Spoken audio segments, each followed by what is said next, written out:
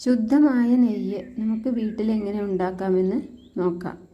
അതിനായി നമ്മൾ കുറച്ച് പാല് തിളപ്പിച്ച് അതിൻ്റെ പാട മാറ്റി ആ പാട നമുക്ക് ദിവസേന എടുത്തിട്ട് ഫ്രീസറിൽ വെക്കണം. ഫ്രീസറിൽ വെച്ചില്ലെങ്കിൽ അത് കേടായി പോവും. എന്നിട്ട് അത് ഒരു മിക്സിയുടെ ജാറിലേക്ക് ഇട്ടിട്ട് കുറച്ച് വെള്ളം ഒഴിച്ച് നന്നായി കറക്കി എടുത്തിട്ടുണ്ടെങ്കിൽ വെണ്ണ കിട്ടും. ആ വെണ്ണ നമ്മൾ ഒരു പാത്രത്തിലേക്ക് വെള്ളത്തിലേക്ക് ഇട്ടിട്ട് നന്നായി കഴുകി വൃത്തിയാക്കണം.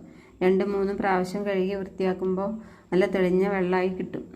അതുവരെ നമ്മൾ കഴുകണം. അത് കഴുകിയതിന് ശേഷം നമ്മൾ അടികട്ടിയുള്ളൊരു പാത്രം എടുത്തിട്ട് അതിൽ വെണ്ണ ഉരുക്കാൻ വെക്കണം. അത് സ്റ്റൗ കത്തിച്ച് അടുപ്പത്ത് വെച്ചതിന് ശേഷം അത് നല്ല തള വരും. തള വരുമ്പോൾ വെള്ള കളർ വരും. അത് കഴിഞ്ഞ് മഞ്ഞ കളർ വരും. പിന്നെ അത് പൊള്ളം പൊട്ടിയിട്ട് ചെറിയ കുമിളകളായിട്ട് വന്ന് അതാണ് അതിൻ്റെ പാകം.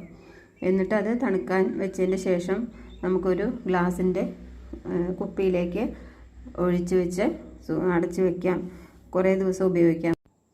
ശുദ്ധമായ നെയ്യ് നമുക്ക് വീട്ടിൽ എങ്ങനെ ഉണ്ടാക്കാമെന്ന് നോക്കാം.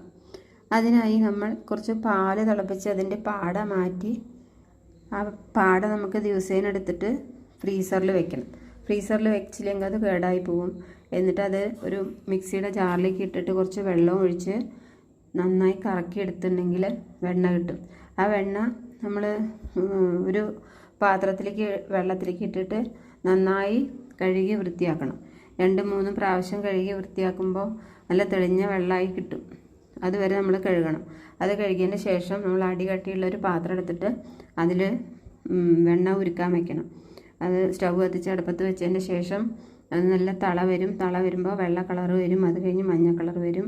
പിന്നെ അത് പൊള്ളം പൊട്ടിയിട്ട് ചെറിയ കുമിളകളായിട്ട് വന്ന് അതാണ് അതിൻ്റെ പാകം. എന്നിട്ട് അത് തണുക്കാൻ വെച്ചതിന് ശേഷം നമുക്കൊരു ഗ്ലാസിൻ്റെ കുപ്പിയിലേക്ക് ഒഴിച്ച് വെച്ച് അടച്ച് വയ്ക്കാം. കുറേ ദിവസം ഉപയോഗിക്കാം.